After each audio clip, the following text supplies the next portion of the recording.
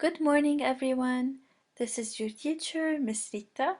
Today, I will be explaining to you Lesson 1, Work and Power. The objectives of the slideshow today is to be able to define and calculate work.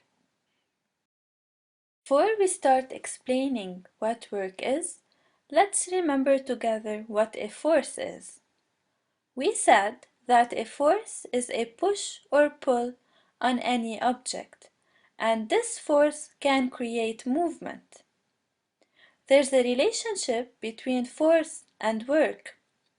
Work takes place when a force is applied on an object and the object moves in the direction of the force.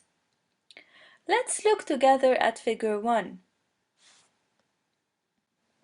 As you can see, a force is applied to the right on the box. This force is represented by a red arrow. After applying this force, the box has moved also to the right, and its movement is represented by a blue arrow. If we compare the red and blue arrow, we can see that they are in the same direction, which means that the force that is applied and the movement of the box are in the same direction. In this case, we can say that there is work done. Now let's look at figure 2. The girl is applying a force upward to hold her bag. However, she is moving to the right. If we look at the arrows of the force, which is in red, and of the movement, which is in blue, we can see that they are not in the same direction, which means that, in this case, the girl is not doing any work.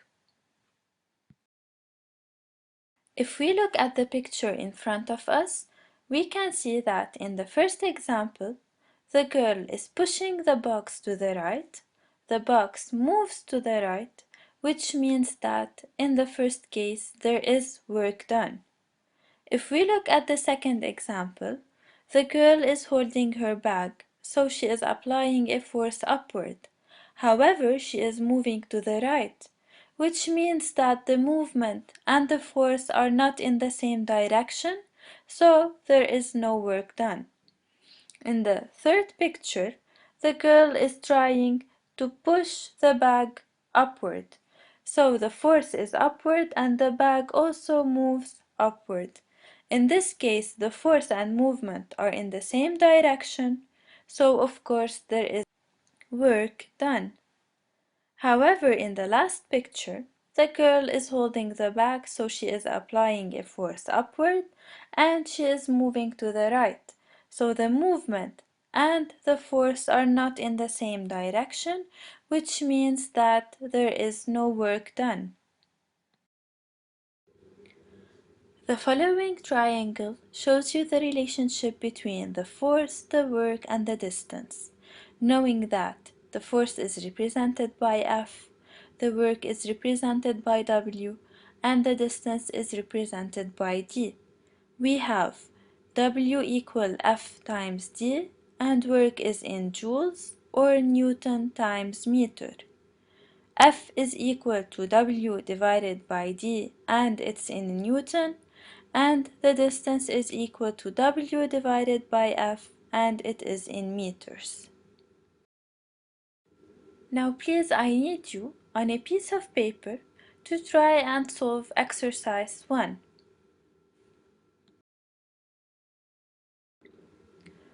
So let's correct the exercise together. The question was to specify if the boy is doing work or not. To do so, we have to decide if the force applied by the boy on the dumbbell and the movement of the dumbbell are in the same direction. The boy is pushing upward, so the force is upward, and the dumbbells are moving upward, which means that the movement is also upward. So we have the force and the movement in the same direction. So we can say that, yes, the boy is doing work. To calculate the work that the boy is doing, we simply have to multiply the force by the distance. So we have 10 times 0.25, we get 2.5 joules. Now again, I need you to try in front of you to solve exercise 2. First, you have to explain why we can say that the boy is doing work, and then you have to calculate the force that the boy is applying on the box. Let's correct the exercise together.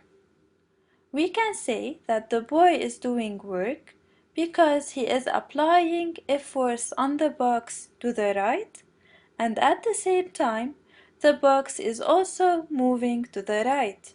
So the force and the movement are in the same direction, which means that the boy is doing work. To calculate the force that is exerted by the boy, we simply have to divide the work by the distance. So we have 15 divided by 3, we get 5 Newton. So the force that the boy is applying on the box is 5 Newton. Now I need you as homework to prepare exercises 1 and 2. In exercise 1, you have to indicate for each picture if there is work done or not.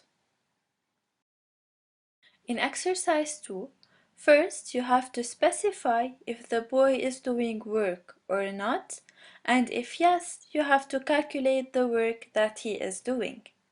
In part B, they are asking you if the boy's force was 20 Newton and he did a work of 35 joules, calculate the distance that the table moved. So you have to calculate the distance using the equations that we learned in this slideshow.